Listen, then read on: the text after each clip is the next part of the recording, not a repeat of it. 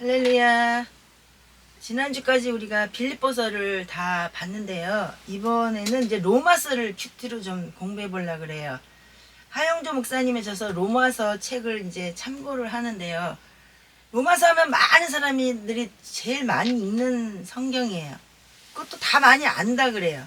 근데 복음을 그렇게 많이 읽었는데도 복음을 제대로 깨닫지 못하고 율법적으로 해석하는 경우를 가끔 보기도 합니다.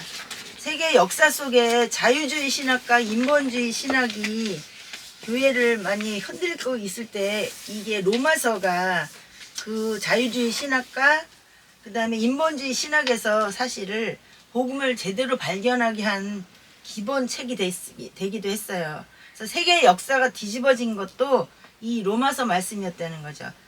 로마서를 공부하면서 복음을 확실히 깨달을 때마다 성령의 역사가 일어나서 저 여러분이 더 주님에 대한 믿음이 굳건해지기를 소원합니다. 사실 어제는 저희가 시장을 갔다 오다가 길을 갔는데 거기에 하나님의 어머니 교회 사람들이 너무 많이 깔려가지고 이제 말씀으로 대항하다가 왔는데요. 그래서 로마서를 우리가 해야 되겠구나라고 생각을 했습니다. 로마서의 집필 동기가 세 가지로 구분되는 데는 첫째는 구원의 동기예요. 우리들은 예수 그리스도를 누구보다 잘 믿고 있다고 잘 알고 있다고 생각하기 쉬워요. 그런데 너무 많은 사람들이 그걸 제대로 알지 못하기 때문에 이단에 빠지는 거죠. 그래서 로마서를 다시 읽고 말씀을 나누면서 우리 신앙 중에서 왜곡된 부분이나 아니면 편중된 부분이 있다면 그거를 전부 수술하시기를 바랍니다. 왜냐하면 로마서에는 헬라인이나 야만인이나 지혜 있는 자나 어리석은 자에게 구원을 주시는 하나님의 능력을 체험하게 된다고 말씀하셨기 때문입니다. 구원이라는 게 뭐예요? 구원은 믿음으로 의롭게 된다. 구원이 뭐라고요?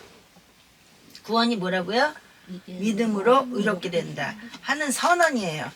두 번째는 우리가 로마서를 공부할 때 배우게 되는 것은 바울이 선교적인 동기로 썼다는 내용이에요.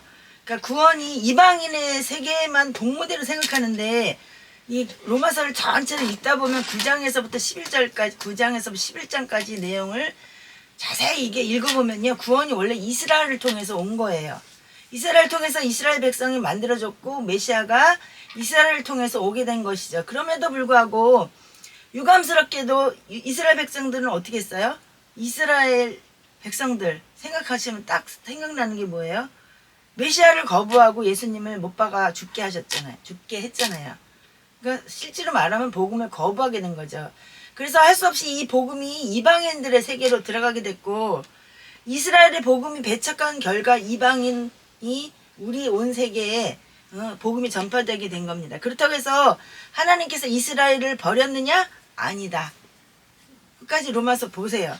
복음을 이방인에게 전하기 위해서 이스라엘에게서 거부하게 하시고 이방인이 다 예수 그리스도를 믿게 되면 다시 복음이 이스라엘로 돌아간다는 거예요.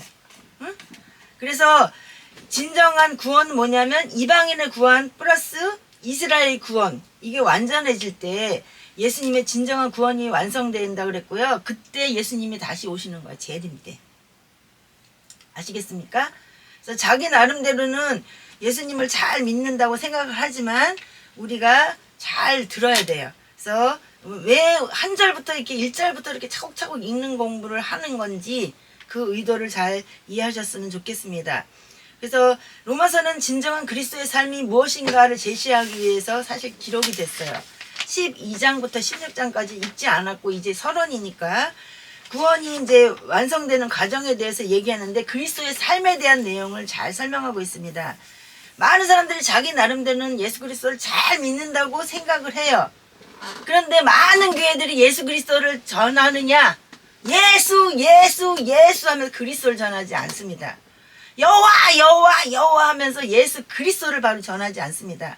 그러면 구원받은 자가 어떻게 살아야 되느냐 또한 제시하고 있다는 거죠.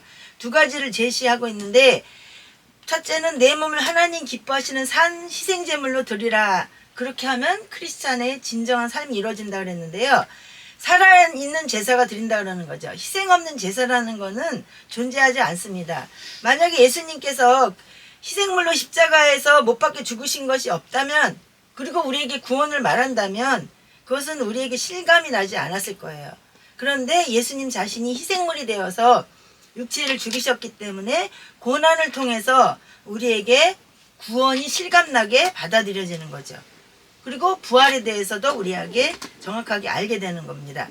그래서 우리가 그러므로 크리스천의 진정한 삶은 자기 몸에 헌신이 없이 존재하지 않는 겁니다. 말로만 뭐 교회만 열심히 다니고 뭐 헌금만 열심히 한다고 되는 게 아니라 진정으로 예수 그리스도가 나의 구주인 것을 인정하고 또 말씀대로 살아야 되는 거죠. 우리 여기 보면 로마서 12장 2절을 해달라고 했는데 다른 걸 하셨는데 제가 읽어드리겠습니다. 너희는 이 세상에 동화되지 말고 오직 너희 생각을 새롭게 함으로 변화를 받아 하나님의 선하시고 받으실 만하며 온전하신 뜻이 무엇인지 입증하도록 하라. 이게 킹제임스 성경이고요. 개역개정은 뭐라 그랬냐면 너는 이 세대를 본받지 말고 오직 마음을 새롭게 함으로 변화를 받아 하나님의 선하시고 기뻐하시고 온전하신 뜻이 무엇인지 분별하도록 하라. 이렇게 개역개정에 나왔는데요. 여기에서 뜻이 뭐냐고, 뜻이 아니라 원래대로 번역을 하려면 온전하신 목적이 무엇인지, 너를 이 땅에 보내시고 예수 그리스도를 믿게 하신 목적이 무엇인지를 우리에게 말씀을 깨닫고 그렇게 살으라 그래야 되는데, 여기에 뜻이라는 이 단어 하나 때문에 너무나 대충 사는 사람들이 많이 있다는 거예요. 하나님이 우리를 향하신 목적이 있잖아요, 각자. 그쵸? 뭐 이거를 여기 지금 카메라를 놔뒀는데 이 카메라를 만든 목적이 뭐예요? 뜻이 아니고 사진을 찍기 위해서잖아요. 의자를 만든 목적이 뭐예요? 우리를 앉기 위해서잖아요. 다 뭐든지 목적이 있는데 여기를 뜻이라고 번역을 했기 때문에 많은 사람이 하나님의 목적대로 살지 않고 뜻이라는 그 번역 하나 때문에 너무 하나님 뜻이 뭐지? 하나님의 뜻이 뭐지? 이러고 찾아다니다가 세월을 많이 허송하게 되는 거죠. 그래서 여기서 엄청난 두 가지 제시를 하고 있다는 건데, 로마서 공부를 하기 전에 우리가 생각해야 될 중요한 게 뭐냐면, 중요한 거, 포인트. 사도행전의 심정을 가지고 우리가 로마서를 대해야 된다는 거죠. 사도행전을 그러니까 모르면 로마서를 알 수 있어요, 없어요? 사도행전을 분명하게 잘 이해를 해야 로마서도 정확하게 알 수 있습니다. 그래서 이거 만약에 이거 신학 공부하는 것처럼 무슨 공부를 해서 지식을 쌓기 위해서 로마서를 하는 게 아니라 말씀 한 절 한 절을 우리가 자세히 살펴보자는 거죠. 왜냐하면 이게 분명히 사도행전에서 로마서가 태어났기 때문입니다. 사도 바울이 1, 2차 전도여행을 마치고 3차 전도여행이 끝날 무렵에 고린도로 가죠. 코린토스라고 이렇게 원래대로 발음은 그런데요. 3개월 동안 머물면서 그러니까 사도는 로마서를 기록해요. 이 사도 바울의 심정은 뭐냐면 선교를 뭔가 마음과 생각이 가득 차 있었던 그때예요. 그때. 그러니까 얼마나 진실된 마음으로 썼겠어요. 그래서 사도행전의 성숙된 심정을 가지고 그런 로마에 있는 그리스도인들에게 편지를 썼다는 거죠. 사도 바울의 사도행전적인 영적인 능력에 그런 심정을 갖지 않으면 로마서를 바로 알 수가 없습니다. 그래서 우리가 하는 큐티의 방법은 다른 이제 뭐 그 저서를 읽어봐도 그분들은 뭐 이렇게 막 해설을 써놔서 신학적으로는 도움이 되나 한 절 한 절 그 뜻의 의미를 잘 몰라요.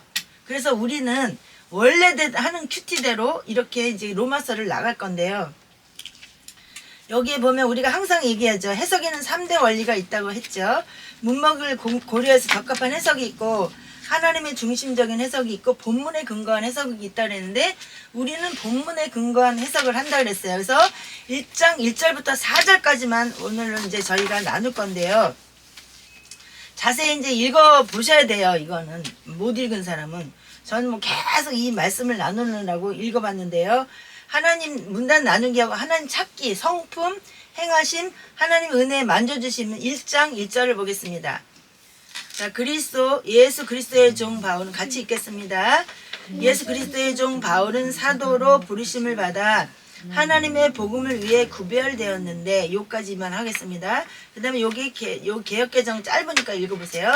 예수 그리스도의 종 바울은 사도로 부르심을 받아 하나님의 복음을 위하여 택정함을 입었으니. 생각해보세요. 이 말씀을 보면서 은혜 받으셔야 돼요. 왜냐하면 하나님의 복음을 위해서 구별했다고 얘기했잖아요. 택하셨다고 그랬잖아요. 그죠?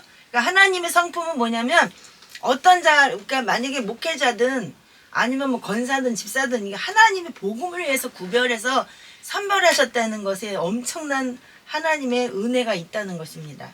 아멘? 그래서 그 다음에 강조점 찾기는 2절입니다. 같이 읽겠습니다. 이 복음은 그분께서 자신의 대언자들을 통하여 기록한 성경 기록들의 거룩한 성경 기록들에 미리 약속하신 것으로 이렇게 있죠. 여기도 개역개정도 보겠습니다. 이 복음은 하나님의 선지자들을 통하여 그의 아들에 관하여 성경에 미리 약속하신 것이라 이렇게 말씀하셨어요. 이 복음은 뭐예요? 미리 약속하셨다는 거예요. 응? 그러면 생각을 해봐야 되는 문제들입니다. 미리 약속하셨어요. 그러면 우리가 목회자 된 것도 또 집사님 된 것도 미리 약속하신 거예요. 이게 내가 되고 싶어서 된 것이 아니라 하나님의 은혜에 의해서 복음을 위해서 구별해서 이렇게 부르셨다는 하나님, 그 은혜에 대해서 잊지 않으셔야 되고요. 그 다음에 저 은혜와 교훈은 1, 2절과 교훈은 4절입니다. 1절, 2절을 같이 통으로 읽겠습니다. 예수 그리스도의 종 바울은 사도로 부르심을 받아 하나님의 복음을 위해 구별되었는데, 이 말씀을 설명해 드렸죠. 이 복음은 그분께서 자신의 대언자들을 통하여 거룩한 성경들에 미리 약속하신 것으로 이렇게 말씀을 하셨단 말이에요. 응? 미리 약속을 하셨다니까. 응? 우리가 주의 일꾼 된 거, 그죠? 사도로 부름받은 사도 바울 뿐이 아니라 자기 이름을 넣어보세요. 1절에 예수 그리스도의 종 김은영은, 자기 이름 넣겠습니다. 예수 그리스도의 종 김은영은 사도로 부르심을 받아, 물론 사도가 아니라 집사로, 목사로 부르심을 받아 하나님의 복음을 위해 구별되었다. 이 말씀이 엄청난 은혜라는 거죠. 그죠? 이 복음은 그분께서 자신의 대언자들을 통하여 거룩한 성경 기록들에 미리 약속하신 것으로. 그러니까 성경에 보면 창세기에서도 다 보면은 미리 다 구별하셨다 그래서 내가 예수 그리스도를 믿고 싶어서 믿는 게 아니라 하나님이 미리 예정하셔서 나를 택하셔서 주님의 일꾼 삼으셨다는 거야. 그러면 얼마나 우리가 큰 은혜이고 이거에 대해서 감사해야 될 일인지 모릅니다. 그 다음에 4절 보겠습니다. 거룩함의 영으로는 죽은 자들로부터 부활하심으로써 하나님의 아들로 권능 있게 밝히 드러나셨느니라 이렇게 했고요. 개역개정은 성결의 영으로는 죽은 자들 가운데서 부활하사 능력으로 하나님의 아들로 선포되셨으니 곧 우리 주 예수 그리스도시니라. 아멘. 능력으로 하나님의 아들로 선포되셨어요?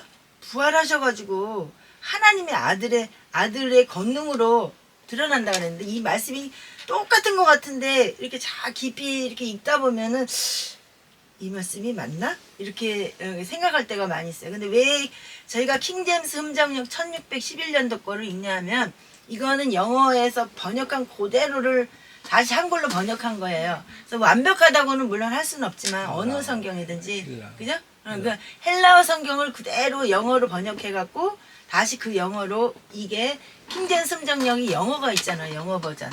그거를 다시 한국어로 번역을 한 거예요. 근데 개역개정은 어떨 때 보면은 없음이라는 가로를 많이 쳤어요. 그러니까 히틀러 때 너무 많은 단어를 없앴는데 지옥에 관한 내용을 다 지워버렸어요. 근데 죄송합니다. 이게 오해하지 마세요. 개역개정을 번역하신 그분들 중에 기독교 장로회 출신, 기장 출신의 목사님들이 많이 개입을 하셨어요.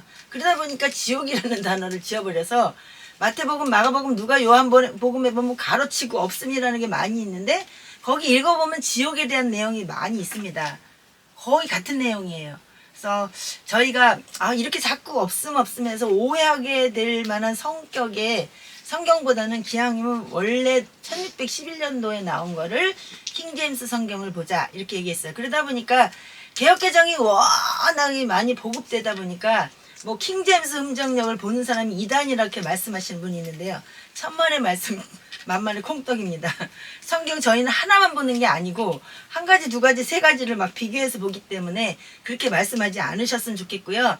가급적 목회하시는 분들은 성경을 개역개정만 갖고 막 커튼 소리 하지 마시고 여러 가지 성경을 비교해 보시면서 똑같은 이 문장을 어떻게 번역을 했는지 읽으면서 바르게 가르치시는 것이 정말 필요하다고 생각합니다. 여기 보면 성결의 4절에 성결의 영으로는 죽은 자들 가운데 부활하사 능력으로 하나님의 아들로 선포되셨으니 곧 우리 주 예수 그리스도시니라 그랬는데요. 개역개정에서는 뭐라고 그랬다고요? 이게 지금 개역개정이잖아요. 근데 여기 보면은 킹제임스에는 거룩함의 영으로는 죽은 자들로부터 부활하심으로써 하나님의 아들로 권능 있게 밝히 드러나셨느니라. 똑같은 말씀인데 똑같은 말씀처럼 느껴지십니까? 부활하심으로써 하나님의 아들로 권능 있게 밝히 드러나셨다 그랬는데 여기는 부활해서 능력으로 하나님의 아들로 선포되셨다 그렇게 말씀이 됐어요. 똑같은 말씀인데 깊이 이렇게 자꾸 읽다 보면 이게 똑같은 말씀인가 이렇게 생각될 때가 있기 때문에 여러 가지 성경을 이렇게 비교 대조해서 읽으시는 게 정말 필요하다고 생각합니다. 그 다음에 저기 5일째 책마 회개해야 될 일 피해야 될 일은 1절을 같이 다시 한번 보겠습니다. 예수 그리스도의 종 같이 읽겠습니다. 예수 그리스도의 종 바울은 사도로 부르심을 받아 하나님의 복음을 위하여 구별되었는데 이렇게 했잖아. 그죠? 그러면 하나님의 복음을 위하여 나도 구별된 거지 사도 바울만 구별하셨겠습니까? 그렇잖아요? 그렇습니까? 안 그렇습니까? 그래서 자기 이름을 거기 대입해서 읽어봐야 된다고 그랬잖아요. 그래서 나는 정말 하나님의 복음을 위해서 구별된 자인데 구별된 자인지 모르는 거 사는 것에 대해서 우리가 하나님 앞에 회개하고 고백해야죠. 아, 하나님이 나를 선별해서 주의 복음을 위해서 이렇게 일꾼으로 삼으셨구나. 집사로 삼으셨구나. 권사로 삼으셨구나. 전도사로 삼으셨구나. 목사로 삼으셨구나. 이 말씀을 읽어보면서 이렇게 읽어보고 그러다 보면 아, 내가 정말 복음을 위해서 구별된 자였는데 너무 몰랐네. 모르고 살아왔네. 이것에 대해서 하나님 앞에 반성하고 회개하게 된다는 거죠. 바르게 함과 의로 교육함은 1절과 4절 발견한 교훈대로 살기 위해 필요한 것과 계획 정리라 그랬는데요. 1절 다시 또 읽겠습니다. 예수 그리스도의 종 바울은 사도로 부르심을 받아 하나님의 복음을 위하여 구별되었는데 개역개정도 읽어보세요. 예수 그리스도의 종 바울은 사도로 부르심을 받아 하나님의 복음을 위하여 택정함을 입었으니 택정이라는 건 무슨 뜻인지 아세요?